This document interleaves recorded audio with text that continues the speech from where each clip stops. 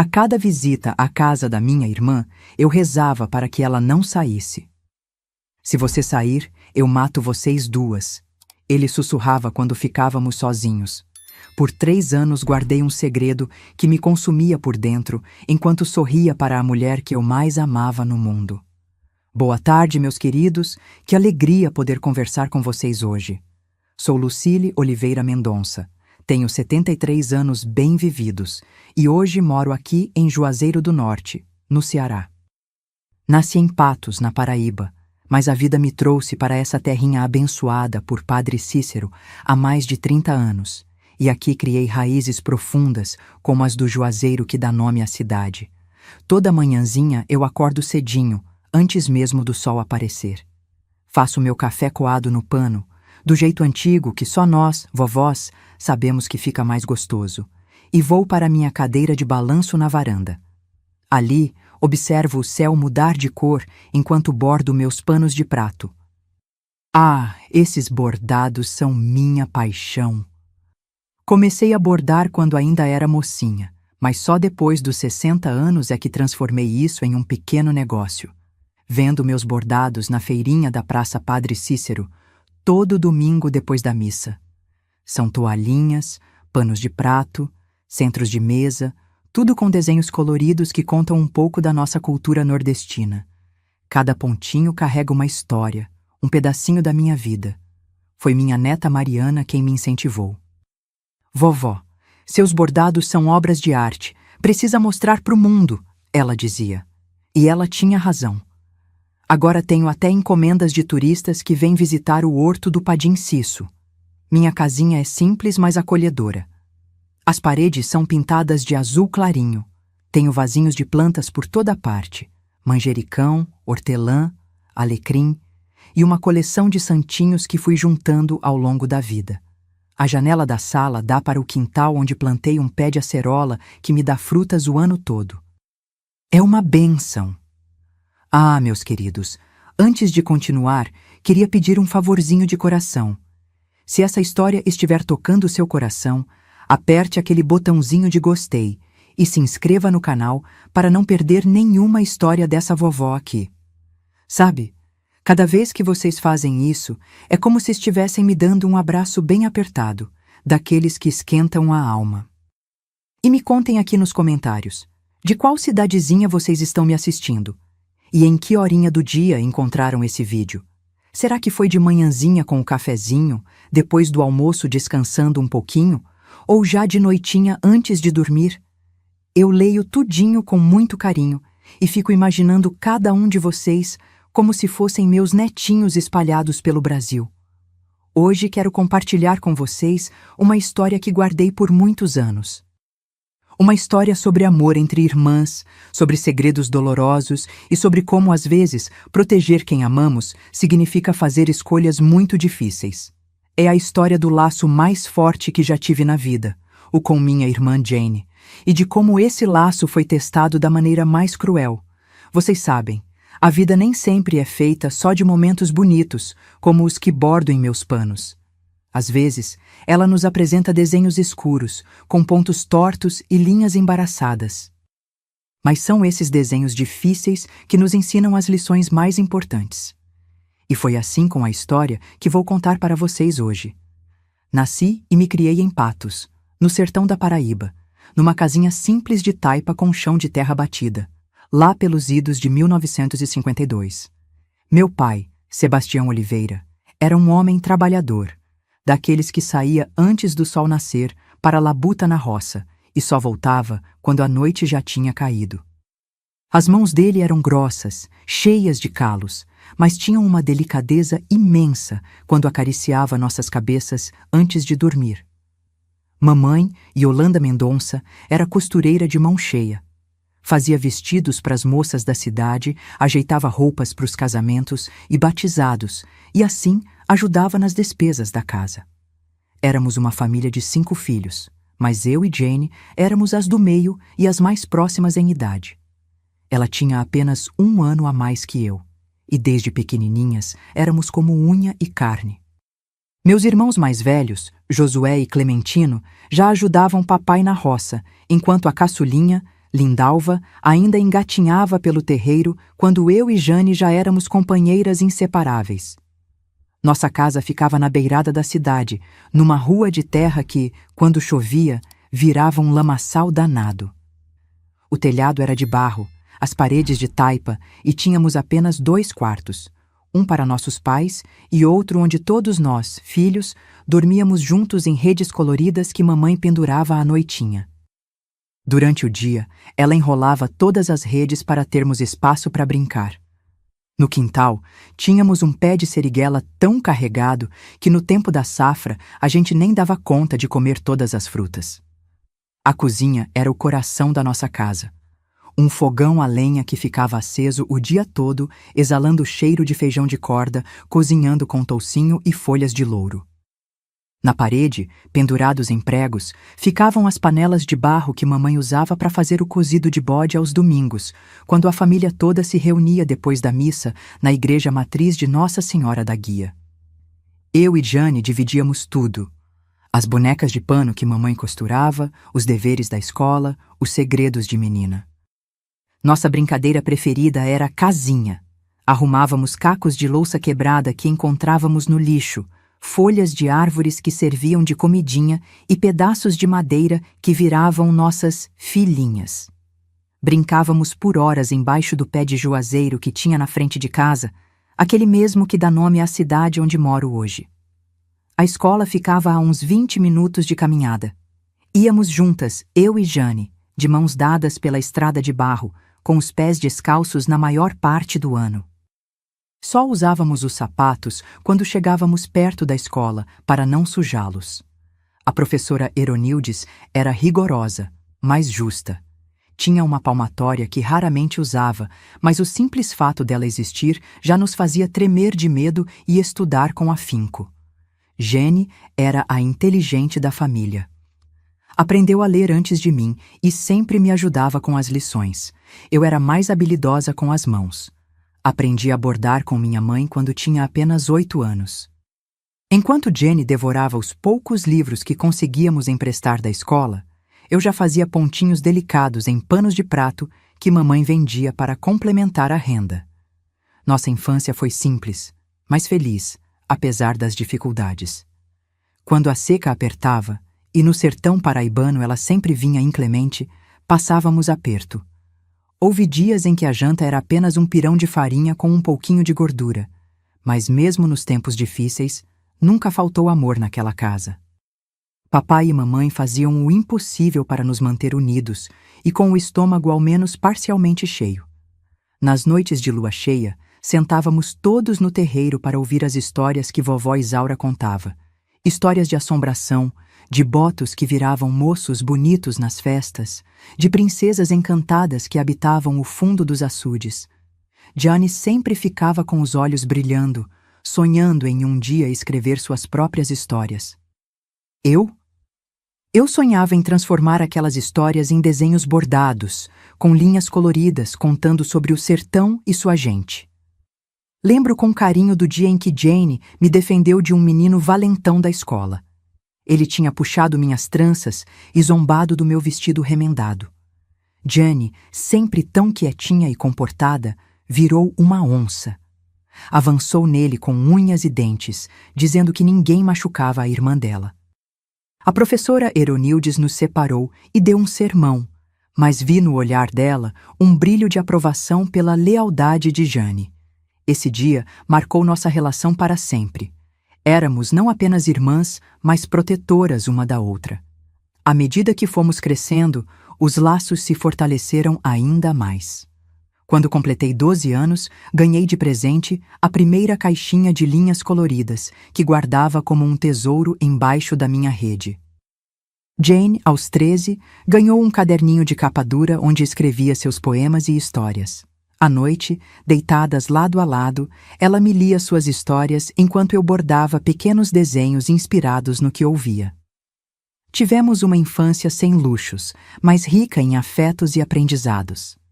O sertão nos ensinou a resistência, a família nos deu raízes fortes, e nossa irmandade foi se tornando um porto seguro que, naquela época de inocência, acreditávamos que nada nem ninguém jamais conseguiria abalar. Como éramos ingênuas! Como podíamos imaginar que os ventos da vida adulta soprariam tão fortes, ameaçando arrancar essa raiz tão profunda que nos unia? Enquanto escrevíamos bilhetinhos secretos à luz de lamparina e jurávamos lealdade eterna uma à outra, não podíamos prever que um dia esse juramento seria posto à prova da maneira mais cruel. Mas, como dizem os mais velhos do sertão, é nas grandes tempestades que se conhece a força do juazeiro. E nossa amizade de irmãs, assim como essa árvore resistente do sertão, precisaria enfrentar uma tempestade impiedosa para provar sua verdadeira força. O tempo passa ligeiro como água de riacho, meus queridos. Quando dei por mim, já não éramos mais aquelas meninas correndo de pés no chão pelo sertão paraibano. Os anos se passaram e a vida foi tomando rumos diferentes para mim e para Jane. Quando completei 17 anos, em 1969, nossa mãe adoeceu. Um problema no coração que foi se agravando, silencioso como a seca que vai matando as plantações. Papai já estava envelhecido pelo trabalho pesado na roça, e a responsabilidade de cuidar da casa recaiu sobre nós duas. Jenny, com 18 anos, precisou largar os estudos que tanto amava para ajudar a cuidar de mamãe, enquanto eu dividia meu tempo entre os bordados que já vendia na feira de Patos e os afazeres domésticos. Foi nessa época que Jane conheceu Reinaldo Monteiro. Ele apareceu em Patos a trabalho, representando uma empresa de tecidos de Campina Grande que queria expandir os negócios para nossa região. Um homem bonito, de fala mansa e gestos polidos, que destoava completamente dos rapazes simples da nossa cidade. Alto, com cabelos bem penteados e sempre de sapatos lustrados, Reinaldo chamava a atenção por onde passava. Jane o conheceu na loja de tecidos, onde ela ocasionalmente ajudava no balcão para ganhar algum dinheiro extra. Lembro como se fosse hoje o brilho nos olhos dela quando voltou para casa naquele dia. Lucille, conheci um moço diferente de tudo que já vi. Ele fala de um jeito que parece gente de novela, sabe tudo sobre livros e até já foi para a capital. No início, confesso, fiquei feliz por minha irmã. Depois de tanto sacrifício cuidando da mamãe doente, Jane merecia um pouco de alegria. Reinaldo começou a visitar nossa casa aos domingos, sempre trazendo um agrado. Ora, um pedaço de queijo especial, ora, um corte de tecido fino para a mamãe. Papai o recebia com desconfiança, típica de homem do sertão que não se impressiona facilmente com gente da cidade grande. Mas até ele foi cedendo aos poucos diante da aparente educação e respeito de Reinaldo. Esse moço tem olhar de raposa, meu pai murmurava para mim quando ficávamos a sós. Muito meloso, muito cheio de história. Eu deveria ter prestado mais atenção naquele aviso, na sabedoria de um velho sertanejo que já tinha visto muita gente passar pela vida. Mas como contrariar a felicidade da minha irmã? O namoro foi rápido. Em menos de 6 meses, Jane e Reinaldo estavam noivos. Ele dizia que tinha recebido uma proposta para gerenciar uma loja maior em Campina Grande e queria levar Jane com ele. Minha irmã, embevecida com a possibilidade de viver na cidade grande, de quem sabe retomar os estudos, aceitou prontamente. O casamento foi simples, na igreja matriz, com um almoço no quintal da nossa casa. Lembro do vestido que bordei para ela, com flores delicadas no decote. Cada pontinho feito com amor e esperança de um futuro feliz para minha irmã querida. Após o casamento, eles se mudaram para Campina Grande. Nos primeiros meses, Jane escrevia cartas entusiasmadas, contando sobre a vida na cidade, as vitrines das lojas, o movimento nas ruas. Dizia que Reinaldo era um marido atencioso, que a levava para jantar fora aos sábados e prometia que, logo que estivessem mais estabilizados, ela poderia voltar a estudar. Mas as cartas foram ficando mais espaçadas e o tom mais contido. Quando completamos 1 ano de separação, mamãe piorou significativamente. Mandei uma carta urgente para Jane, pedindo que viesse nos visitar. Para minha surpresa, quem apareceu foi apenas Reinaldo, dizendo que Jane estava indisposta para viajar. Ele ficou 2 dias, sempre solícito com mamãe, mas havia algo em seu comportamento que me incomodava. Um controle excessivo sobre tudo. Uma maneira de interromper quando tentávamos perguntar mais detalhes sobre a vida deles. Mamãe faleceu 1 semana depois da visita de Reinaldo. Mandamos telegrama, e dessa vez Jane veio para o enterro. Minha irmã estava diferente, mais magra, com olheiras profundas e um sorriso que não alcançava os olhos. Atribuí aquela mudança ao choque da perda da mãe, mas hoje sei que havia muito mais acontecendo. Foi durante o velório que tive o primeiro vislumbre do verdadeiro Reinaldo. Enquanto estávamos na cozinha, peguei um fragmento de conversa entre ele e um dos meus tios. "Mulher tem que saber seu lugar", ele dizia num tom baixo, mas carregado de uma autoridade que me arrepiou. Jane estava ficando muito saidinha, querendo estudar, fazer amizades. Tive que puxar as rédeas. Meu tio Genival, um homem simples, mas de bom coração, respondeu algo como: "Mas estudo é bom, rapaz." E Reinaldo deu uma risada seca. Estudo enche a cabeça de mulher de bobagem. Depois querem ter opinião sobre tudo, se acham independentes. Aquelas palavras ficaram martelando na minha cabeça, mas não tive coragem de confrontá-lo durante o luto. Tentei conversar com Jane a sós, mas Reinaldo parecia sempre estar por perto, como uma sombra vigilante. Após o enterro de mamãe, papai ficou arrasado. A saúde dele, que já não era boa, deteriorou rapidamente. Dentro de poucos meses, ele também nos deixou, como se uma parte dele tivesse ido embora junto com mamãe e o resto apenas demorasse um pouco mais para alcançá-la. Com a morte do papai, a casa ficou para nós, os filhos.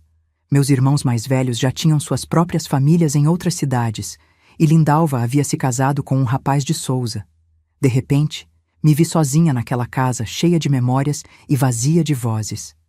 Foi quando Reinaldo fez a proposta que mudaria nossas vidas. "Venha morar com a gente em Campina Grande, Lucille. Jane sente sua falta, e você não tem mais nada que te prenda em Patos. Pode continuar com seus bordados lá, tenho certeza que venderão até melhor." Jane me olhou com um misto de esperança e algo que não consegui identificar na época. Hoje sei que era medo.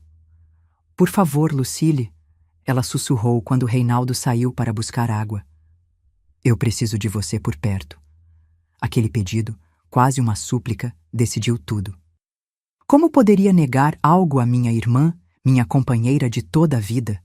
Vendi o que pude, guardei algumas lembranças de família e, em novembro de 1971, mudei-me para Campina Grande, para a casa de Jane e Reinaldo. A casa deles era bonita, de alvenaria, com um pequeno jardim na frente onde Jane cultivava algumas flores. Muito diferente da nossa casinha de taipa em Patos. Tinha 3 quartos, o do casal, um que Reinaldo usava como escritório e um menor que foi preparado para mim. "É temporário", Reinaldo frisou no dia da minha chegada. "Até você se estabelecer e conseguir seu próprio canto." Nos primeiros dias, tudo parecia normal, até agradável. Reinaldo saía cedo para trabalhar na loja e eu e Jane ficávamos em casa como nos velhos tempos. Ela me ajudava com os bordados, eu a ajudava com as tarefas domésticas. Mas logo comecei a notar coisas estranhas. Jane sobressaltava-se com qualquer barulho. Consultava o relógio constantemente, ficando visivelmente nervosa quando se aproximava a hora de Reinaldo voltar. A casa precisava estar impecável, a comida pronta exatamente do jeito que ele gostava. Ele teve um dia cansativo, ela sempre justificava. Uma tarde, enquanto costurávamos juntas, notei marcas roxas no braço de Jane. Quando perguntei, ela puxou rapidamente a manga para baixo. "Bati na quina da mesa", respondeu sem me olhar nos olhos.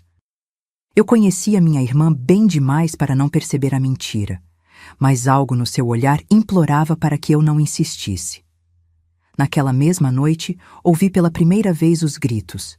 Vozes abafadas vindas do quarto deles, o som de algo quebrando, um choro contido. Fiquei paralisada na minha cama, o coração martelando. Queria levantar, interferir, mas um medo inexplicável me manteve imóvel. Na manhã seguinte, Jane apareceu com o lábio cortado.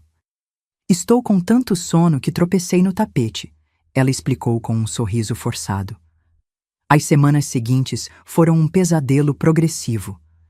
Eu via minha irmã, minha protetora de infância, a menina corajosa que enfrentava valentões, se transformar em uma sombra assustada. Reinaldo controlava tudo: o dinheiro, as saídas de casa, as visitas, até as roupas que ela usava. Uma tarde, Reinaldo voltou mais cedo do trabalho. Jane tinha ido ao mercado e eu estava sozinha em casa, bordando na sala. Ele entrou, jogou o paletó sobre o sofá e me encarou de um jeito que me fez gelar. Você está percebendo coisas, não é? Está enchendo a cabeça da minha mulher com ideias? Tentei negar, dizer que não sabia do que ele falava, mas minha voz saiu trêmula. Ele se aproximou, agarrou meu braço com força. Escute bem, cunhadinha. O que acontece entre um homem e sua esposa é problema deles. Ninguém tem que se meter. Seus dedos apertavam tanto que deixaram marcas. Jane é minha irmã, consegui dizer. Algo mudou no olhar dele. Um brilho frio, calculista. Ele soltou meu braço e ajustou a gravata, como se retomasse o controle. Claro que é. E tenho certeza que você quer o melhor para ela, para nós. Somos uma família agora, não é mesmo? Aquela noite marcou o início do verdadeiro terror, porque era apenas o começo de algo muito pior que viria. Na minha ingenuidade, achei que o perigo era apenas para Jane, que eu poderia protegê-la de alguma forma. Não imaginava que, dentro daquela casa aparentemente respeitável em Campina Grande, eu também me tornaria vítima de um mal que não tinha nome nem rosto definido, mas que usava a máscara de um homem que a sociedade respeitava. O pior ainda estava por vir, e eu, em minha tentativa de proteger minha irmã, acabaria descobrindo as profundezas do desespero e os limites do que uma pessoa é capaz de suportar por amor. Dezembro chegou trazendo aquele calor úmido de Campina Grande, tão diferente da secura do sertão de Patos. A cidade se enfeitava para o Natal, com luzes coloridas nas praças e o comércio agitado. Para o mundo lá fora, éramos uma família comum. O bem-sucedido gerente da loja de tecidos, sua esposa dedicada e a cunhada solteira que vivia com eles. Ninguém poderia imaginar o que acontecia por trás das paredes daquela casa de esquina na Rua das Acácias. As primeiras semanas de dezembro transcorreram numa tensão silenciosa. Reinaldo parecia mais calmo, até trouxe presentes para nós duas. Um lenço de seda para Jane e um conjunto de linhas coloridas para mim. Para o Natal ser mais alegre, ele disse com aquele sorriso que não alcançava os olhos. Jane sorriu de volta, um sorriso mecânico que eu já conhecia bem. Eu agradeci, mas não consegui olhá-lo nos olhos. Na segunda semana de dezembro, ele anunciou durante o jantar. Vou precisar viajar a negócios para o Recife. Ficarei fora 3 dias. Vi o alívio momentâneo nos olhos de Jane, mas logo substituído por uma sombra de preocupação. Anos depois, entenderia o porquê. No dia da viagem, Reinaldo chamou Jane para o quarto antes de sair. Fiquei na sala, arrumando meus bordados, tentando não ouvir a conversa abafada. Quando ele saiu, carregando uma pequena mala, beijou Jane na testa, um beijo que mais parecia uma marca de propriedade. Cuide bem da casa, voltarei na sexta-feira. Ele parou diante de mim, aqueles olhos frios me avaliando. E você, cunhadinha, cuide bem da minha esposa. Havia uma ameaça velada naquelas palavras aparentemente gentis. Assim que o carro se afastou, foi como se um peso saísse dos nossos ombros. Jane e eu nos olhamos e, pela primeira vez em muito tempo, vi um sorriso genuíno em seu rosto. Naquela noite, sentamos na varanda como fazíamos quando éramos meninas, tomando café e conversando sobre coisas simples. Por um momento, foi como se o tempo tivesse voltado. Jane até riu quando contei histórias das freguesas da feira de bordados. Lembra da vovó Isaura? Ela perguntou. Ela sempre dizia que nada separaria a gente. Ficamos em silêncio, pensando na promessa da nossa infância que agora parecia tão distante. Estava prestes a fazer perguntas que há muito queria fazer sobre os machucados, sobre o comportamento de Reinaldo, quando Jane se levantou abruptamente. Estou cansada. Vamos dormir? O momento tinha passado. Na manhã seguinte, tentei novamente. Estávamos na cozinha preparando o almoço quando perguntei, fingindo casualidade. Jane, você está feliz? Ela deixou cair a colher que segurava. Ficou em silêncio por um tempo que pareceu interminável antes de responder, sem se virar para mim. A felicidade é um luxo, Lucille. Aprendi a me contentar com o que tenho. Mas os machucados, os gritos à noite... Jane, você pode me contar. Sou sua irmã. Ela finalmente se virou, lágrimas escorrendo silenciosamente pelo rosto. Ele não é quem pensamos que era, mas já é tarde demais. Abracei minha irmã com força, sentindo seu corpo tremer. Nunca é tarde demais. Podemos ir embora. Voltar para Patos. Recomeçar. Jane se afastou, secando as lágrimas com as costas das mãos. Havia algo de derrotado nela que quebrou meu coração. Você não entende. Ele tem contatos, tem influência. Disse que se eu tentasse ir embora, ele me encontraria onde quer que eu fosse. Ele não pode fazer isso, exclamei, indignada. Jane sorriu tristemente. Pode sim. Ele conhece o delegado, o juiz. Quem acreditaria em duas mulheres do sertão contra um homem respeitado da cidade? O resto do dia passou em uma tensão silenciosa. À noite, sentei-me na beira da minha cama, olhando pela janela para a lua crescente, pensando no que poderia fazer para ajudar minha irmã. Foi quando ouvi um barulho na sala. Meu coração disparou. Não poderia ser Jane, pois eu a tinha visto entrar no quarto dela. Peguei a tesoura de bordado, a única arma que tinha por perto, e abri a porta do meu quarto lentamente. A sala estava às escuras, mas a luz da lua que entrava pela janela foi suficiente para que eu visse a silhueta de um homem, Reinaldo. Ele tinha voltado antes do previsto. Olá, cunhadinha. Sua voz soou na escuridão, me causando um arrepio que subiu pela espinha. Surpresa em me ver? Pensei que voltaria só na sexta, consegui dizer, apertando a tesoura escondida nas dobras da minha camisola. Ele acendeu o abajur e pude ver seu rosto. Havia algo diferente em seus olhos, algo que me fez dar um passo para trás. Mudei de ideia. Quis ver o que minhas duas mulheres estavam fazendo na minha ausência. Duas mulheres? Repeti confusa. Ele se aproximou e pude sentir o cheiro de álcool em seu hálito. Jane é minha mulher pela lei. Mas você, cunhadinha, você está sob meu teto, come da minha comida. Isso não faz de você um pouco minha também? Entendi então o horror do que estava por vir. Dei mais um passo para trás, segurando a tesoura com mais força. Reinaldo, você está bêbado. Jane está dormindo, vá se deitar. Ele riu, um som baixo e ameaçador. Jane sempre dorme pesado depois de tomar aquele chazinho que preparo para ela. Deu mais um passo em minha direção. Já faz tempo que tenho observado você, Lucille. Tão parecida com sua irmã, mas com um fogo que ela já perdeu. Não se aproxime, ameacei, revelando a tesoura. Seu sorriso apenas se alargou. Vai me atacar com isso? E depois? Para onde você vai? Quem vai acreditar em você? Naquele momento, ouvi a porta do quarto de Jane se abrindo. Reinaldo também ouviu e se afastou rapidamente, ajustando a postura. Vamos continuar essa conversa outra hora, cunhadinha. Sussurrou antes de se virar e caminhar em direção ao quarto. Jane apareceu no corredor, sonolenta. Reinaldo? Voltou mais cedo? Sim, meu amor. Ele respondeu, a voz transformada em mel. Terminei os negócios antes e não vi a hora de voltar para você.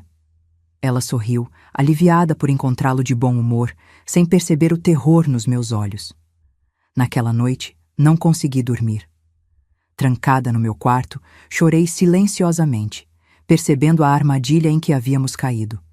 Não era apenas Jane que estava em perigo, eu também estava. Os dias seguintes foram um pesadelo de vigilância constante. Nunca ficava sozinha com Reinaldo, sempre inventando alguma desculpa para estar perto de Jane.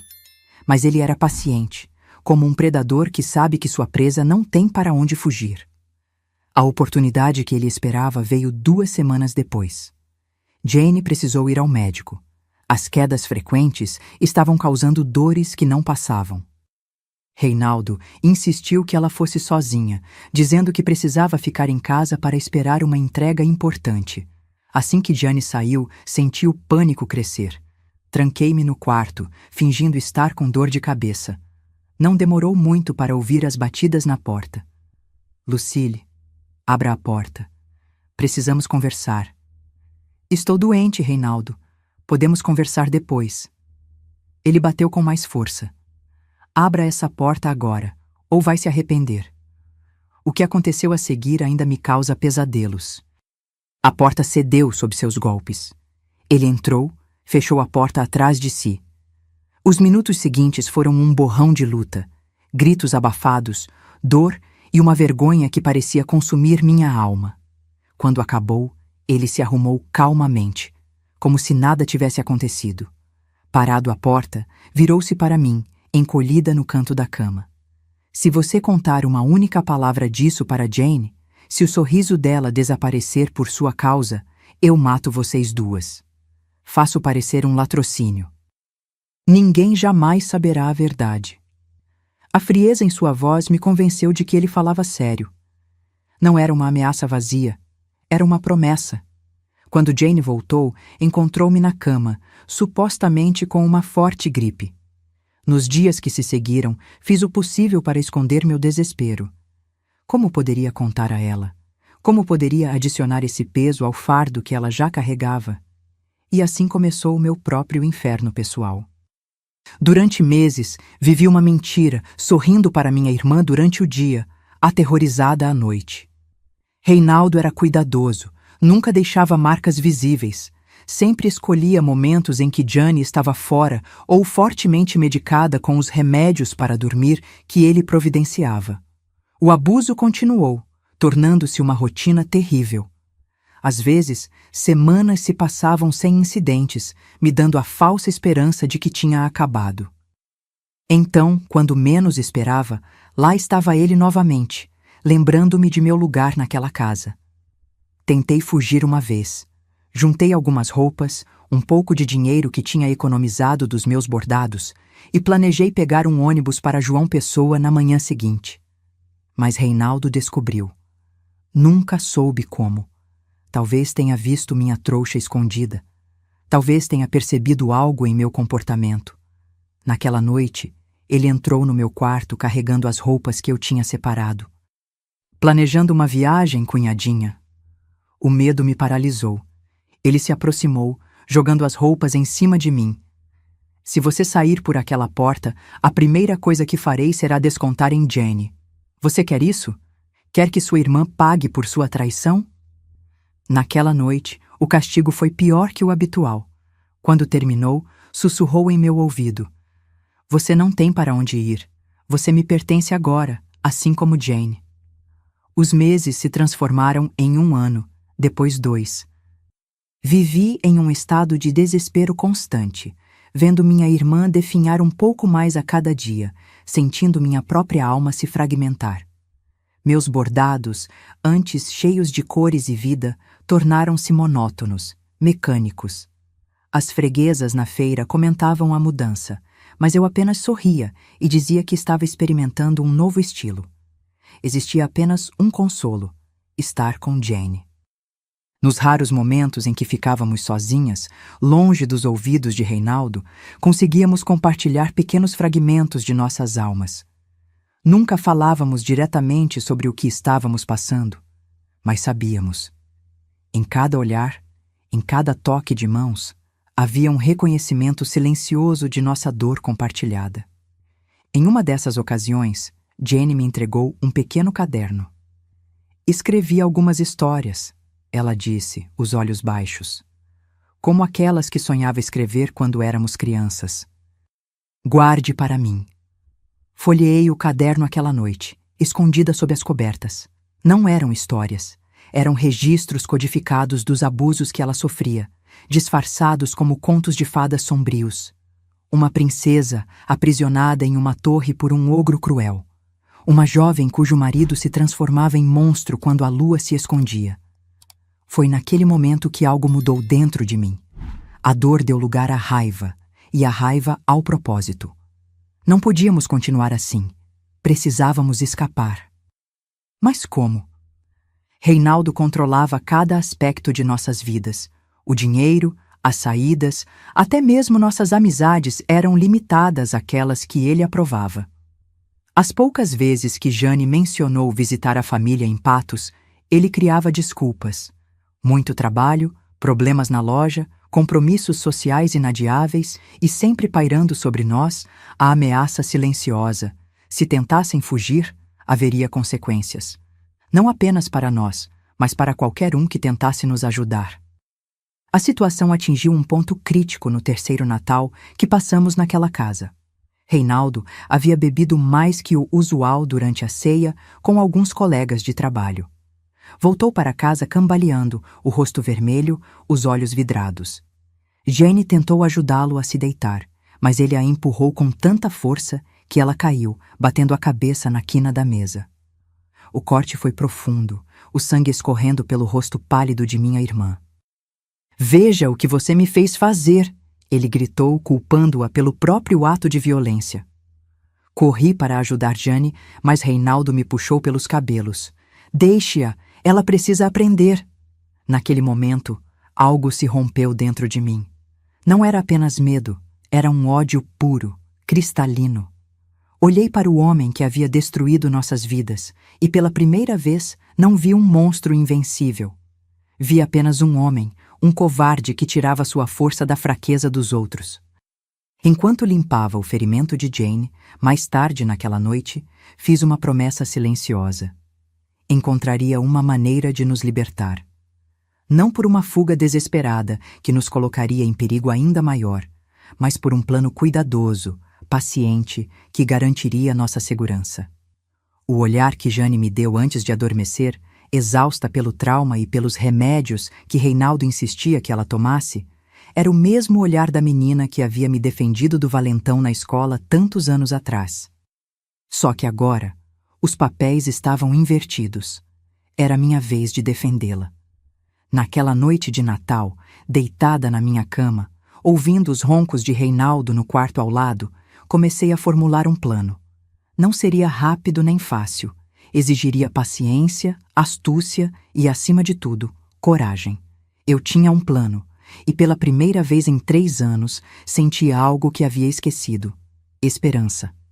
Janeiro de 1975 chegou com chuvas torrenciais em Campina Grande.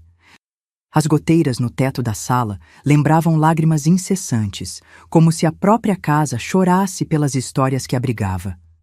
O ferimento na testa de Jane havia cicatrizado, deixando uma marca esbranquiçada, mais uma cicatriz visível para acompanhar as tantas invisíveis que carregávamos. Reinaldo parecia mais irritadiço desde o incidente do Natal. Seus negócios não iam bem. Ouvi-o discutindo ao telefone sobre mercadorias não entregues, clientes insatisfeitos. A pressão no trabalho significava mais tensão em casa, e tanto eu quanto Jane andávamos nas pontas dos pés, tentando não provocar sua ira. Foi numa quarta-feira cinzenta que tudo chegou ao limite. Reinaldo chegou em casa mais cedo, encharcado pela chuva e fumegando de raiva. Aparentemente, um carregamento importante de tecidos havia sido perdido numa enchente no caminho para Campina Grande, e os fornecedores se recusavam a arcar com o prejuízo. "Café!" ele gritou ao entrar, jogando o paletó molhado sobre o sofá. Jane correu para a cozinha enquanto eu permanecia no quarto, bordando um conjunto de guardanapos para uma encomenda. Podia ouvir os passos pesados de Reinaldo pela casa, o tinir de uma garrafa sendo aberta, nunca um bom sinal. O grito veio minutos depois, o som de louça quebrando.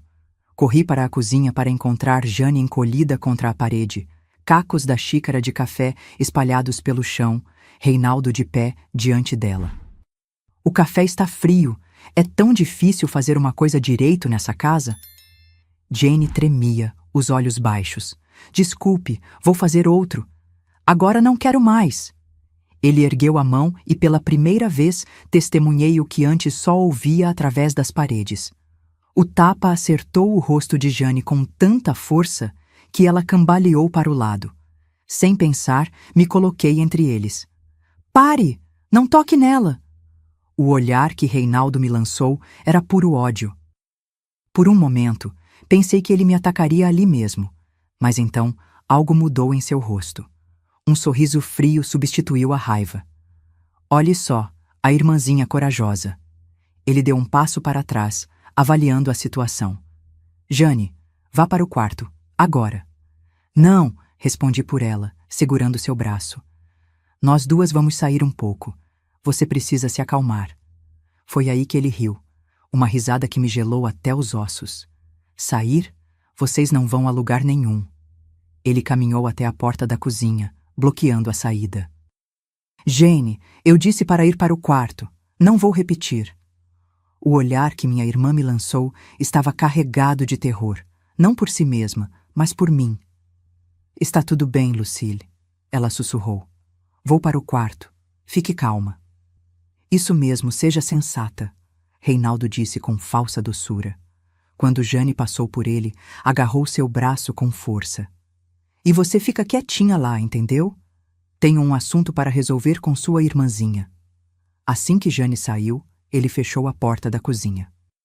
O clique da fechadura soou como uma sentença. Você está se tornando um problema, Lucille.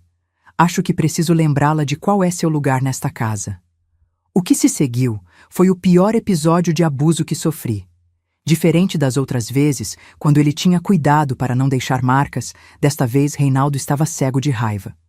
Quando finalmente terminou, eu estava caída no chão da cozinha, o corpo dolorido, o lábio partido, um olho começando a inchar.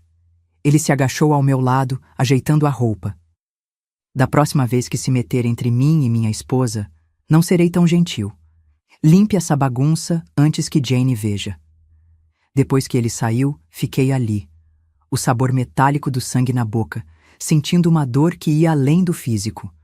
Não era apenas o corpo machucado, era algo mais profundo, como se parte da minha alma tivesse sido arrancada. Arrastei-me até o banheiro, evitando que Jane me visse naquele estado. Sob o chuveiro, deixei a água levar as lágrimas que não conseguia mais conter. Foi ali, sentindo a água quente misturar-se com o sangue, que tomei minha decisão final. Aquilo não podia continuar. Precisávamos sair. Não importava como, não importava o custo, era sair ou morrer lentamente naquela casa. Quando saí do banheiro, encontrei Jane esperando no corredor, o rosto pálido e preocupado. Lucille, o que ele fez com você? Tentei desviar o olhar, mas era tarde demais. Ela viu meu rosto inchado, o lábio cortado. Meu Deus!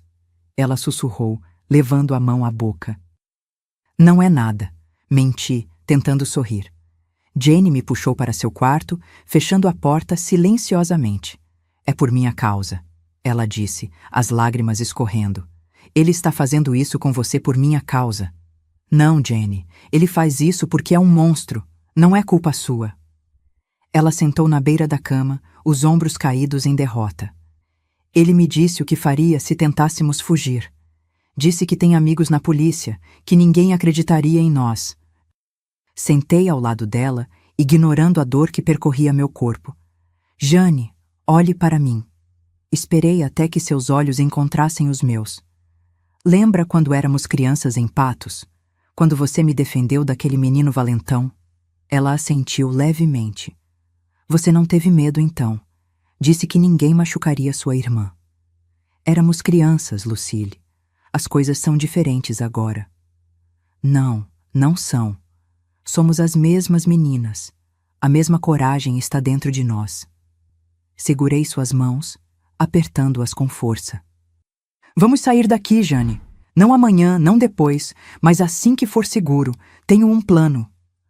O olhar que ela me deu estava carregado de dúvida e medo. Que plano? Ele vai nos encontrar, você sabe disso. Não se fizermos direito. Abaixei a voz, embora soubesse que Reinaldo não estava em casa.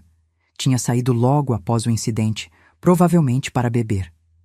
Não podemos simplesmente fugir. Precisamos fazer isso de um jeito que ele não possa nos seguir. Naquela noite, depois que Jane tomou o remédio para dormir que Reinaldo sempre lhe dava, fiquei acordada pensando. A janela do meu quarto dava para o quintal dos fundos, onde a chuva caía incessantemente. Lembrei-me de algo que meu pai costumava dizer quando enfrentávamos as secas em Patos. Até a terra mais dura um dia recebe água. É só ter paciência. Paciência. Era disso que eu precisava agora. Não uma fuga impulsiva que nos colocaria em risco imediato, mas um plano meticuloso que garantiria nossa segurança a longo prazo. Na manhã seguinte, quando Reinaldo saiu para o trabalho, comecei a agir. Primeiro, escondi algumas economias dos meus bordados em um lugar que ele nunca procuraria, dentro do forro de um travesseiro velho. Depois, sob o pretexto de procurar novos clientes para meus bordados, comecei a explorar possíveis rotas de fuga. Uma senhora chamada Dulcineia, que sempre comprava meus trabalhos na feira, tornou-se minha primeira aliada inconsciente. Ela morava perto da rodoviária e mencionou que sua sobrinha tinha se mudado para Juazeiro do Norte, no Ceará, onde havia muita procura por artesanato. A Romaria traz gente de todo canto, minha filha, ela explicou. Seus bordados venderiam que nem água no deserto lá. Juazeiro do Norte. O nome ficou martelando na minha cabeça. Era longe o suficiente de Campina Grande, uma cidade grande o bastante para nos perdermos na multidão, e com a constante movimentação de romeiros, seria difícil para Reinaldo nos localizar, mesmo que soubesse para onde tínhamos ido. Mas ainda havia o problema principal, Jane. Eu poderia persuadi-la a fugir, mas o medo que Reinaldo havia plantado nela era profundo. Ela acreditava genuinamente que ele poderia nos encontrar e cumprir suas ameaças. A solução surgiu de forma inesperada, 2 semanas após o incidente na cozinha. Reinaldo deixou cair do bolso um envelope enquanto se trocava. Jane, cumprindo seu papel de esposa submissa, foi guardá-lo com as outras correspondências quando notou que era uma carta de uma mulher. Meu querido Reinaldo, começava a carta, os dias sem você são intermináveis. Mal posso esperar por sua próxima visita a Recife. Jane me mostrou a carta com mãos trêmulas naquela noite, enquanto Reinaldo estava em uma reunião de negócios. Ele tem outra mulher, sussurrou, os olhos arregalados de choque. A revelação não me surpreendeu. Um homem como Reinaldo certamente teria outros segredos escuros. Mas vi na carta uma oportunidade. Jane, isso pode ser nossa chance. Chance de quê? De confrontá-lo? Ele negaria tudo e depois... Não, nossa chance de começar a desmontá-lo. Uma ideia começou a se formar em minha mente. Um plano não apenas para fugir, mas para garantir que Reinaldo não pudesse nos seguir. Como assim? Precisamos de provas contra ele, coisas que possam ser usadas se ele tentar nos perseguir. Nas semanas seguintes, tornei-me uma investigadora silenciosa da vida de Reinaldo. Observava seus hábitos, escutava suas conversas telefônicas, procurava por qualquer informação que pudesse ser usada a nosso favor. Descobri mais do que esperava. Além do caso em Recife, Reinaldo estava envolvido em negócios obscuros. Encontrei notas fiscais adulteradas escondidas em seu escritório, cartas de cobrança de credores, até mesmo um documento que sugeria desvio de mercadorias da loja. Enquanto recolhia essas evidências, continuei alimentando meu plano de fuga. Entrei em contato discretamente com uma prima distante que vivia em Juazeiro do Norte, contando uma versão suavizada de nossa situação. Ela prometeu nos ajudar se conseguíssemos chegar lá. O momento decisivo veio em março de 1975. Reinaldo anunciou que faria uma viagem de 3 dias a Recife, provavelmente para visitar sua amante. Era a oportunidade perfeita. Na noite anterior à sua partida, tomei a decisão mais difícil da minha vida. Sentei com Jane no quintal, enquanto pendurávamos roupas para secar, longe dos ouvidos de Reinaldo. Amanhã ele vai para Recife, sussurrei. Jane assentiu, os olhos baixos. Vai ver aquela mulher da carta. Jane, precisamos agir. É nossa chance. Ela olhou ao redor, o medo evidente em cada movimento. Ele vai nos encontrar, Lucille. Você sabe disso. Respirei fundo. Não se tivermos algo contra ele. Algo que o faça ter mais medo de nós do que nós dele. Mostrei a ela os documentos que havia coletado, provas de fraudes financeiras, do caso extraconjugal, até mesmo registros das dívidas de jogo que descobri que ele tinha. Se ele vier atrás de nós, podemos entregar tudo isso às autoridades. Até os amigos dele na polícia teriam dificuldade em encobrir tanta coisa. Vi um brilho nos olhos de Jane que não via há anos, uma centelha da menina corajosa que ela havia sido. Para onde iríamos? Juazeiro do Norte. Tenho uma prima lá, Novânia. Ela conseguiu um lugar para ficarmos, pelo menos no começo. É longe. Exatamente por isso é perfeito. Naquela noite, enquanto arrumávamos as malas de Reinaldo para sua viagem de negócios, tramávamos nossa própria fuga. Escondidas sob as dobras de seus ternos estavam nossas esperanças de liberdade. No dia seguinte, depois de se despedir com seu habitual beijo frio na testa de Jane, Reinaldo partiu. Assim que o carro virou a esquina, começamos os preparativos finais. Separamos apenas o essencial, algumas roupas, os documentos comprometedores que serviriam como nossa proteção, minhas economias escondidas e, é claro, meus materiais de bordado. Jane insistiu em levar o caderno onde havia registrado codificadamente os abusos. Um dia, talvez eu tenha coragem de mostrar ao mundo o que ele realmente é. Ela disse enquanto guardava o caderno no fundo da bolsa. Estávamos quase prontas para sair quando a campainha tocou. O coração disparou no peito. Ninguém nunca nos visitava sem avisar. Reinaldo fazia questão disso. Pela janela, vi um homem de terno. Não o reconheci imediatamente, mas o distintivo em sua mão era inconfundível. Um policial. É a polícia, sussurrei para Jane, que empalideceu instantaneamente. Ele sabia, ela murmurou. De alguma forma, ele sabia que íamos fugir. Impossível. Tentei manter a calma, embora meu próprio medo ameaçasse me sufocar. Fique aqui, vou ver o que ele quer. Com pernas trêmulas, abri a porta. O policial era um homem de meia idade, com olheiras profundas e uma expressão grave. Senhora Lucille, irmã de Jane Monteiro? Assenti, incapaz de falar. Preciso falar com a senhora Jane. É sobre o marido dela, Reinaldo Monteiro. Jane apareceu atrás de mim, segurando meu braço com força. O que aconteceu com Reinaldo? O policial tirou o chapéu, um gesto que reconheci imediatamente como um prelúdio para más notícias. Senhora, lamento informar que seu marido sofreu um acidente na estrada para Recife. O carro dele saiu da pista durante a tempestade e... Ele não precisou terminar. A expressão em seu rosto dizia tudo. Reinaldo estava morto. As horas seguintes passaram em um borrão surreal. Recebemos os detalhes do acidente. Aparentemente, Reinaldo dirigia em alta velocidade sob chuva forte. O carro capotou várias vezes e ele morreu na hora. Ninguém mais estava envolvido. Quando o policial finalmente saiu, Jane e eu nos sentamos à mesa da cozinha, olhando uma para a outra em silêncio. Não havia lágrimas, não havia gritos de desespero como seria esperado de uma viúva. Havia apenas um vazio, uma descrença e algo mais que eu não conseguia nomear. Acabou, Jane sussurrou finalmente. Ele realmente se foi. Peguei suas mãos sobre a mesa. Estavam geladas. Sim, acabou. Aquela noite, dormimos no mesmo quarto, como fazíamos quando crianças em Patos. Deitadas lado a lado, olhando para o teto, processando a reviravolta inesperada que o destino nos trouxera. O que fazemos agora? Jane perguntou na escuridão. Pensei por um momento. Nosso plano de fuga já não era necessário, mas a ideia de permanecer naquela casa, onde tanto sofrimento havia ocorrido, era insuportável. Ainda podemos ir para Juazeiro do Norte, sugeri. Começar de novo, longe de tudo isso.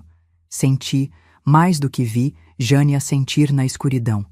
Sim, longe daqui, longe dessas memórias.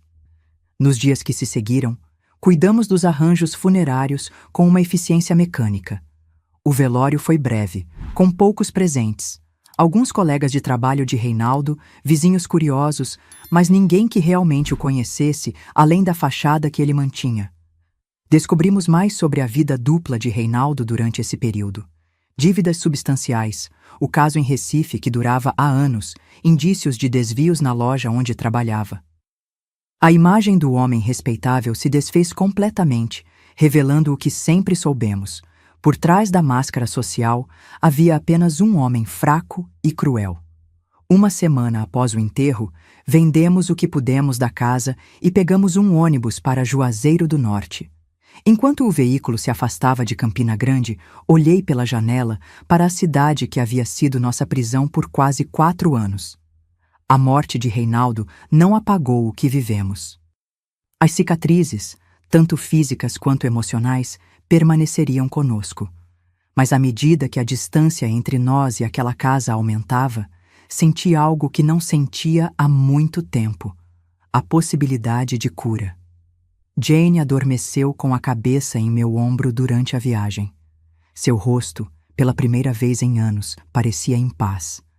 Olhando para ela, fiz uma promessa silenciosa. A partir daquele momento, dedicaria minha vida a reconstruir o que Reinaldo havia destruído. Não apenas nossas vidas individuais, mas o laço entre nós, aquele vínculo sagrado de irmãs que nem mesmo o inferno que vivemos conseguiu romper completamente. A estrada para Juazeiro do Norte era longa, mas cada quilômetro nos afastava do passado e nos aproximava de uma possibilidade que quase havíamos esquecido: a liberdade. E era isso que importava agora, não o que perdemos, mas o que poderíamos reconstruir juntas. A viagem de Campina Grande até Juazeiro do Norte durou mais de 12 horas. O ônibus sacolejava nas estradas esburacadas do sertão, parando em pequenas cidades pelo caminho. Cada parada nos afastava mais do passado e nos aproximava de uma nova vida que ainda não conseguíamos imaginar completamente. Chegamos a Juazeiro do Norte numa manhã de abril de 1975. A cidade estava em preparação para as romarias que aconteceriam no mês seguinte, em homenagem a Nossa Senhora das Dores. As ruas próximas à Basílica já mostravam um movimento típico de vendedores ambulantes e fiéis que chegavam com antecedência. Minha prima Novânia nos esperava na rodoviária. Uma mulher forte, de mãos calejadas pelo trabalho na roça e sorriso acolhedor. Ela havia se mudado para Juazeiro 10 anos antes, atraída pela promessa de vida melhor na cidade que crescia impulsionada pela fé no Padre Cícero. Minhas pobrezinhas, ela disse ao nos abraçar, estão em casa agora. O que passou, passou. Novânia nos levou para sua casa simples na periferia da cidade. Era uma construção pequena, mas limpa e acolhedora, com chão de cimento queimado e paredes caiadas de branco. Nos fundos, um pequeno quintal com algumas galinhas e um pé de acerola. Aquele mesmo que, anos depois, eu replicaria em minha própria casa. Vocês ficam aqui o tempo que precisarem, ela assegurou, mostrando o quartinho nos fundos que havia preparado para nós. Até se ajeitarem e encontrarem seu próprio canto. Nos primeiros dias, Jane quase não falava. Passava horas sentada na cadeira de balanço da varanda, olhando para o horizonte, como se ainda processasse tudo o que havíamos vivido. À noite, acordava gritando, atormentada por pesadelos. Eu a abraçava até que voltasse a dormir, murmurando palavras de conforto, como nossa mãe fazia quando éramos pequenas. Comecei a vender meus bordados na feira local quase imediatamente. Novânia tinha razão. Havia demanda para artesanato em Juazeiro, especialmente durante as romarias. Instalava-me num cantinho da Praça Padre Cícero aos domingos, exibindo toalhas, guardanapos e panos de prato com os desenhos coloridos que sempre fizeram meu estilo único. Aos poucos, conquistei uma pequena freguesia. Minhas peças se destacavam pelo cuidado nos detalhes e pelas cores vivas que contrastavam com o artesanato local mais sóbrio. Uma senhora chamada Raimunda, dona de uma pequena loja de souvenirs para romeiros, começou a me encomendar peças regularmente. Seus bordados têm vida, ela dizia. Contam histórias sem palavras. Era verdade. Cada peça que eu criava carregava um pouco da minha própria história. Não os horrores vividos em Campina Grande, mas as memórias boas da infância em Patos, as cores do sertão, as histórias que vovó Isaura contava. Era minha forma de preservar o que havia de bonito em nosso passado, enquanto construíamos um novo futuro. Jane começou a melhorar após 2 meses em Juazeiro. A distância de Campina Grande, a certeza de que Reinaldo nunca mais nos machucaria, aos poucos trouxeram de volta algo da Jane que eu conhecia. Ela começou a me acompanhar nas feiras, inicialmente apenas sentada ao meu lado, depois ajudando a organizar as peças e atender os clientes. Foi numa dessas feiras, em julho de 1975, que conhecemos seu Aureliano. Um senhor de cabelos grisalhos e pele curtida pelo sol, que parou para admirar meus bordados. "Trabalho delicado, seu moça", ele comentou, examinando um conjunto de guardanapos. "Lembra os que minha falecida esposa fazia." Agradeci o elogio e ele continuou a conversa, contando que era dono de uma pequena papelaria perto da igreja. "E vocês? São de onde? Não me lembro de ver esse tipo de bordado por aqui antes." "Somos da Paraíba", respondi, sem entrar em detalhes. "Viemos recomeçar a vida em Juazeiro." Ele assentiu, como quem entendia mais do que foi dito. "Juazeiro é bom para recomeços. O Padim Cisso acolhe todo mundo." Antes de ir embora, ele comprou um jogo inteiro de toalhas de mesa e nos deixou seu cartão. "Se precisarem de alguma coisa, é só passar na papelaria. Sempre preciso de ajuda por lá, especialmente com a chegada dos romeiros." Aquele encontro casual mudaria nossas vidas. Uma semana depois, quando Jane mencionou que gostaria de trabalhar para ajudar nas despesas, lembrei-me do cartão de seu Aureliano. Fomos até a papelaria, um estabelecimento modesto na rua São Pedro, a poucos quarteirões da Basílica. "Ora, se não são as moças do bordado?" ele exclamou ao nos ver. Expliquei que Jane estava procurando trabalho, e seus olhos se iluminaram. "Graças a Deus, estou precisando de alguém para me ajudar com os livros e o atendimento. Minha vista já não é o que era." Jane começou a trabalhar na papelaria no dia seguinte. Era um ambiente tranquilo, frequentado principalmente por estudantes e devotos que compravam santinhos e pequenas recordações. Seu Aureliano era um patrão gentil, respeitoso, que nunca levantava a voz ou fazia exigências descabidas. O oposto de tudo o que Reinaldo representava. Aos poucos, vi minha irmã recuperar não apenas a saúde física, mas também algo de seu espírito. O brilho nos olhos, o interesse pelos livros que vendia na papelaria, até mesmo um sorriso ocasional que iluminava seu rosto. Ela passava horas organizando as estantes, lendo nos momentos de calmaria, descobrindo novamente o prazer nas palavras que tanto amava na juventude. Em setembro daquele ano, com o dinheiro que conseguimos economizar, alugamos uma casinha simples no mesmo bairro onde Novânia morava. Era pequena, apenas 2 quartos, uma sala, cozinha e um banheiro, mas era nossa. O primeiro lugar que podíamos verdadeiramente chamar de lar desde que saímos da casa dos nossos pais em Patos. No dia da mudança, quando trouxemos nossas poucas coisas e arrumamos os quartos, Jane chorou. Não eram lágrimas de tristeza, mas de alívio, de gratidão. Sentadas no chão da sala vazia, com apenas 2 colchões e uma mesa pequena que Novânia nos deu, fizemos uma refeição simples de feijão com farinha. "Lembra quando éramos crianças e brincávamos de casinha?" Jane perguntou, sorrindo entre as lágrimas. "Usávamos cacos de louça quebrada e folhas do quintal." "E agora temos nossa própria casa de verdade", completei, segurando sua mão. "Obrigada, Lucille", ela sussurrou, "por não desistir de mim, por ter sido forte quando eu não conseguia ser." Aquela noite marcou um novo começo para nós duas. Não éramos mais vítimas fugindo de um passado terrível. Éramos sobreviventes construindo um futuro. Os meses se transformaram em anos.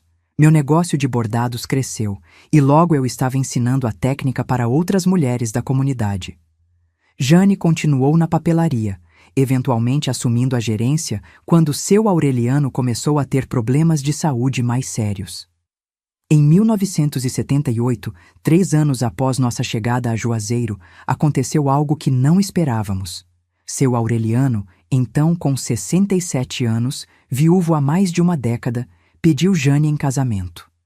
"Sei que sou velho demais", ele disse durante um jantar em nossa casa, "e entenderei perfeitamente se a resposta for não. Mas quero que saiba que a respeito e admiro mais do que qualquer pessoa que já conheci."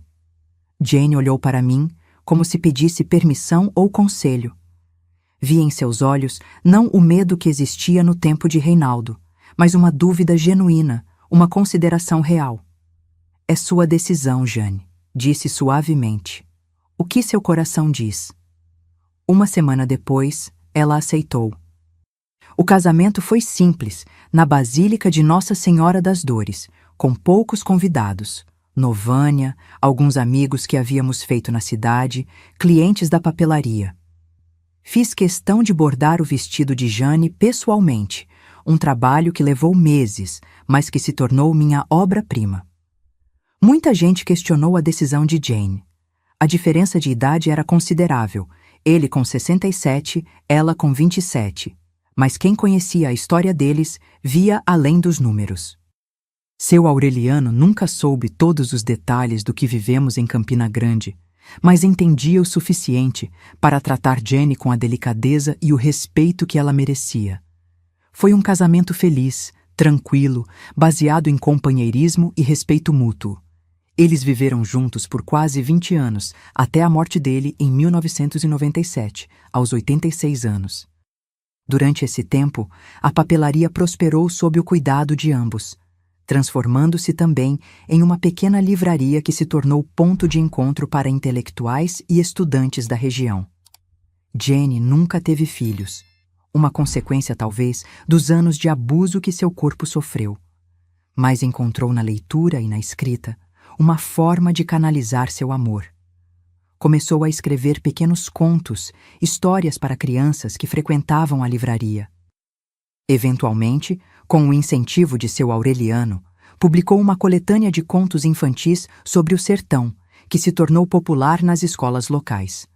Quanto a mim, permaneci solteira. Não por falta de pretendentes. Houve alguns ao longo dos anos, mas por escolha. O que vivi com Reinaldo deixou cicatrizes profundas que tornavam difícil confiar novamente. Preferi dedicar minha vida à arte do bordado e à minha irmã, que sempre foi e sempre seria a pessoa mais importante para mim.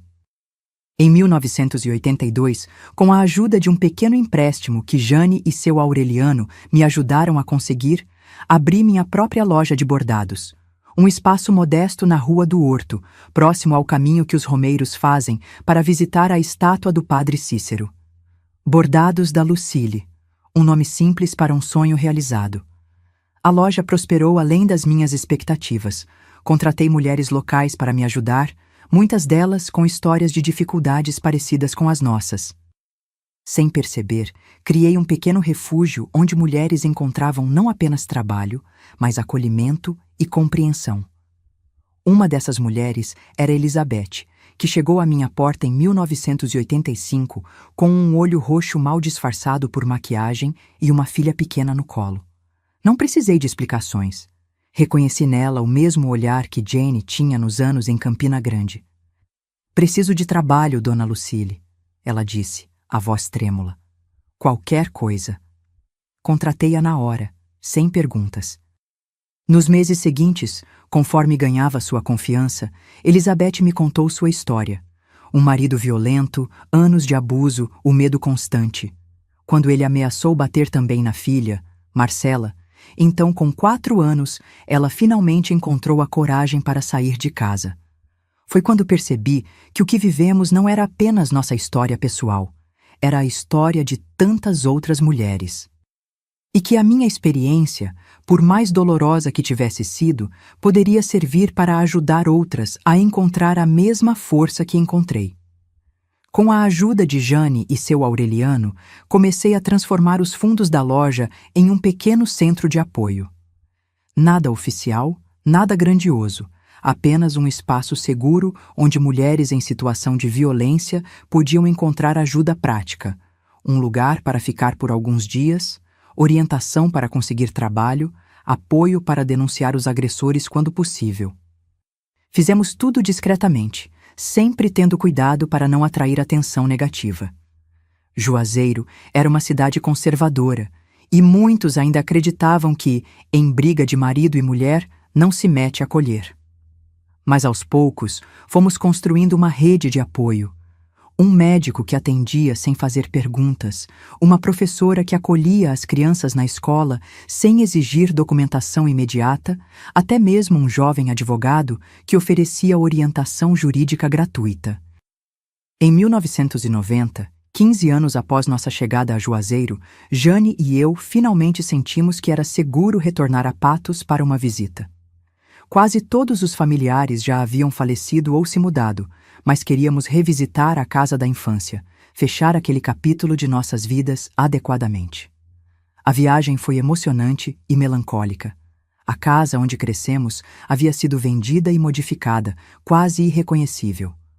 O pé de seriguela no quintal não existia mais, nem o juazeiro da frente. Mas as memórias permaneciam vivas. As brincadeiras no terreiro, as histórias de vovó Isaura, os bilhetinhos secretos que trocávamos antes de dormir. Visitamos os túmulos de nossos pais no cemitério local, deixamos flores e rezamos por suas almas. De certa forma, foi uma despedida, não apenas deles, mas também das meninas que fomos um dia, antes que a vida nos ensinasse suas lições mais duras. Na volta para Juazeiro, Jane segurou minha mão durante toda a viagem de ônibus. "Nós conseguimos, não é?" ela disse, olhando pela janela para a paisagem seca do sertão. "Sobrevivemos." "Sim", respondi apertando sua mão. "E mais que isso, ajudamos outras a sobreviver também." Quando seu Aureliano faleceu em 1997, Jane herdou a livraria. Aos 46 anos, era uma mulher respeitada na comunidade. A livraria havia se tornado um centro cultural, com noites de leitura, encontros literários, até mesmo um pequeno espaço para exposições de arte local. Ela havia florescido, encontrando na literatura a cura que nenhum médico poderia oferecer. Eu continuei com minha loja de bordados e o trabalho silencioso de apoio às mulheres. Em 2000, aos 48 anos, adotei Mariana, filha de uma das mulheres que ajudamos, que infelizmente faleceu por complicações de saúde. A menina tinha então 10 anos e trazia em seus olhos a mesma força silenciosa que vi em tantas sobreviventes. Criar Mariana foi uma das maiores alegrias da minha vida. Ver uma criança que havia conhecido tanto sofrimento florescer em um ambiente de amor e segurança me deu um propósito renovado. Ela se tornou não apenas minha filha, mas minha parceira no trabalho de ajudar outras mulheres. Hoje, olhando para trás, para a jornada que começou naquela casa de taipa em Patos e nos trouxe até aqui, sinto uma mistura de tristeza pelo que perdemos e gratidão pelo que conquistamos. O caminho foi longo e doloroso, mas cada passo nos fortaleceu, cada cicatriz nos ensinou uma lição. Jenny, agora com 74 anos, continua na livraria, embora já não trabalhe todos os dias. Sua coletânea de contos infantis está na 3ª edição e ela finalmente encontrou coragem para começar a escrever sobre nossa história, de forma velada, em um romance que espera publicar em breve. Eu, aos 73 anos, ainda bordo quase diariamente, embora meus dedos já não sejam tão ágeis. A loja agora é gerenciada principalmente por Mariana, que expandiu o negócio para incluir cursos e oficinas. O trabalho com mulheres em situação de violência cresceu e se formalizou. Agora temos uma pequena ONG, oficialmente registrada, que oferece abrigo temporário e capacitação profissional. Nosso plano de fuga de Campina Grande, que parecia tão desesperado naquela época, transformou-se em algo muito maior do que poderíamos imaginar. A tragédia que vivemos se tornou a semente de esperança para tantas outras mulheres. Como diz Jane em um dos poemas que escreveu recentemente, da dor mais profunda nasceu a mais alta árvore, aquela que hoje dá sombra a quem precisa descansar. E assim, a cada dia, continuamos nosso trabalho silencioso de cura, não apenas das nossas próprias feridas, mas das feridas de tantas outras que, como nós, buscam um novo começo. E assim, meus queridos, chegamos aos dias de hoje. O calendário marca 2025, e já são 50 anos desde que cheguei a Juazeiro do Norte naquela manhã de abril. Quem diria que aquela jovem assustada, com uma mala pequena e o coração cheio de cicatrizes, encontraria não apenas refúgio, mas um verdadeiro lar nestas terras abençoadas por Padre Cícero? Minha rotina diária agora é tranquila, como convém a uma senhora de 73 anos. Acordo sempre antes do sol, um hábito que nunca perdi desde os tempos de menina em Patos. Preparo meu café coado no pano, desses que a modernidade tenta substituir por máquinas complicadas, mas que nada se compara ao sabor e ao ritual. Enquanto a água ferve no fogão, abro as janelas da minha casinha na Rua das Flores. É uma casa simples, pintada de azul claro, com um alpendre na frente onde tenho minha cadeira de balanço preferida. Comprei esta casa em 2005, depois que vendi a loja para Mariana. Queria um lugar pequeno, aconchegante, onde pudesse passar meus anos de velhice com dignidade e independência. O quintal dos fundos é meu pequeno paraíso particular. Tenho um pé de acerola que dá frutos o ano inteiro, alguns pés de manjericão, hortelã e alecrim que uso para chás e para perfumar a casa. Nas manhãs de domingo, antes de ir à missa na basílica, colho algumas folhas frescas e espalho pelos cômodos, um costume que aprendi com minha mãe e nunca abandonei. Após o café, sento-me na varanda com meus bordados. Mesmo com a vista já não tão boa e os dedos menos ágeis, não consigo passar um dia sem bordar. É como se cada ponto conectasse o presente ao passado, mantendo viva a memória de tudo o que vivi e de todos que amei. A loja Bordados da Lucile continua de pé, agora nas mãos competentes de Mariana. Minha filha transformou o pequeno negócio que comecei em uma empresa respeitada, com peças vendidas até para outros estados. Ela manteve o nome e a essência do trabalho, mas trouxe inovações, cursos online, participação em feiras nacionais de artesanato, até mesmo um site na internet onde nossos bordados podem ser comprados por gente do mundo todo. Mariana casou-se com Leandro, um professor de história da escola local, e me deu 2 netinhos que são a luz dos meus dias, Joaquim, de 8 anos, e Laura, de 6. Eles vêm me visitar quase diariamente, geralmente após a escola. Joaquim é quieto e observador. Adora ouvir minhas histórias sobre o sertão paraibano. Laura, por outro lado, é pura energia. Já aprendeu os primeiros pontos de bordado e insiste que vai ser uma artista igual à vovó. Às terças e quintas, ainda vou à loja para ensinar bordado às mulheres atendidas pela nossa ONG, Bordando Futuros. O que começou como um trabalho informal de apoio cresceu e se profissionalizou. Hoje, a organização tem sede própria, funcionários fixos e parcerias com órgãos públicos. Oferecemos não apenas abrigo temporário para mulheres em situação de violência, mas também capacitação profissional, apoio psicológico e jurídico.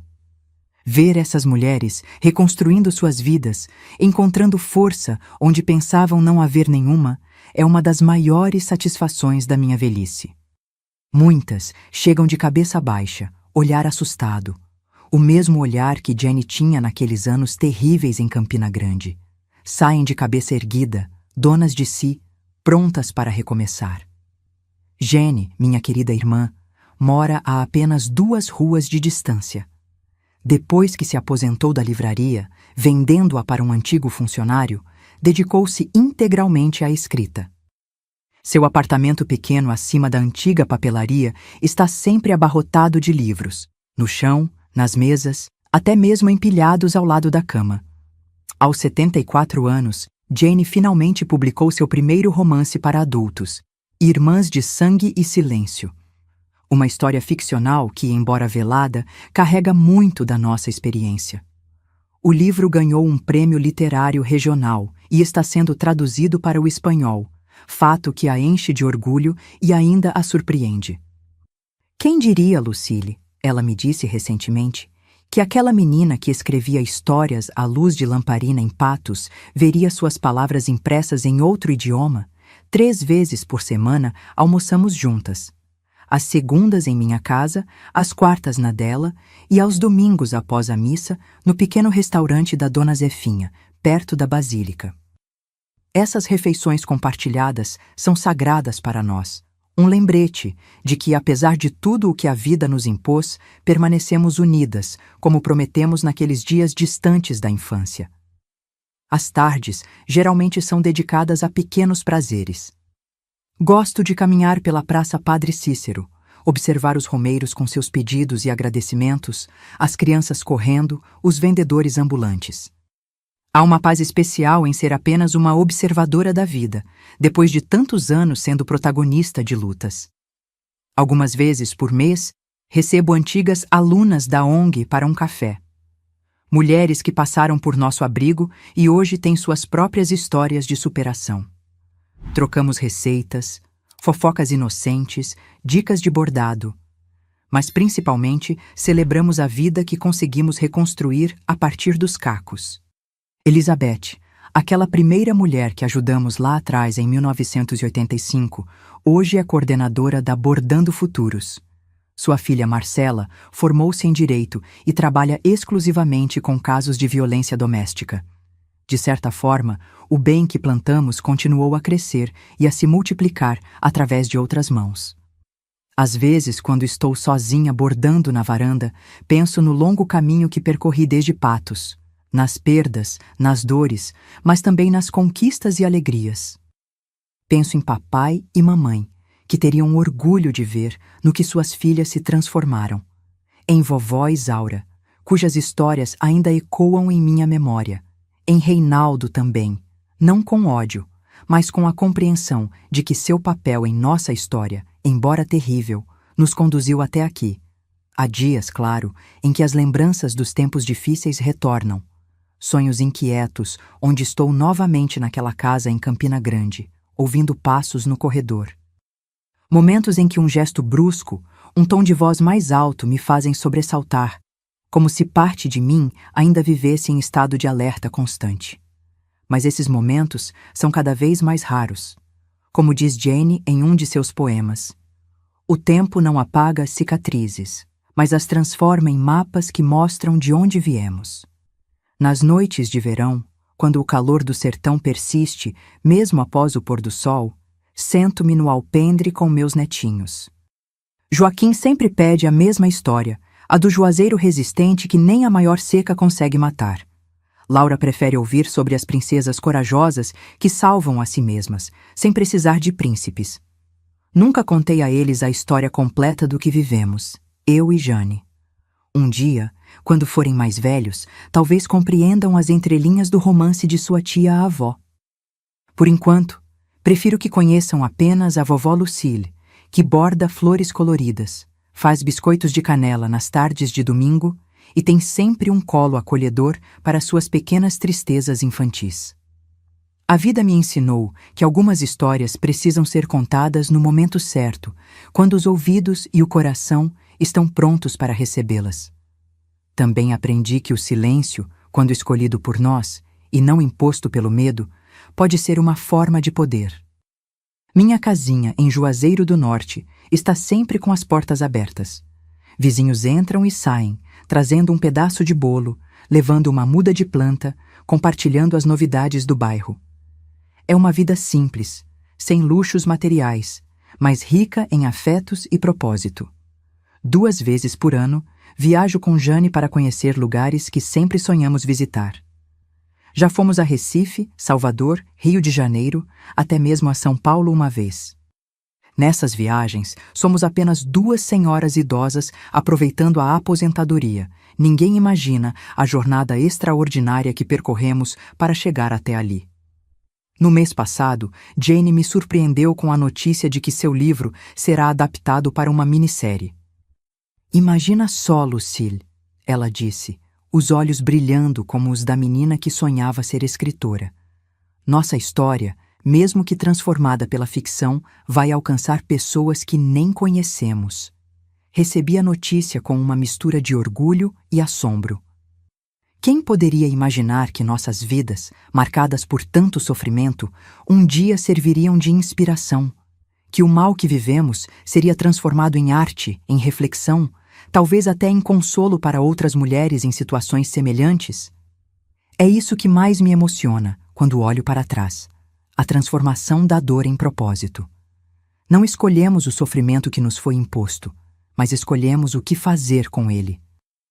Optamos por usar nossa experiência para estender a mão a outras, para criar uma rede de solidariedade que continua a crescer mesmo quando não estivermos mais aqui. E assim, vou levando meus dias em Juazeiro do Norte, entre bordados, chás na varanda, visitas dos netinhos e almoços com Jane. Uma vida simples, tranquila, construída pacientemente ponto a ponto, como os bordados que sempre amei fazer.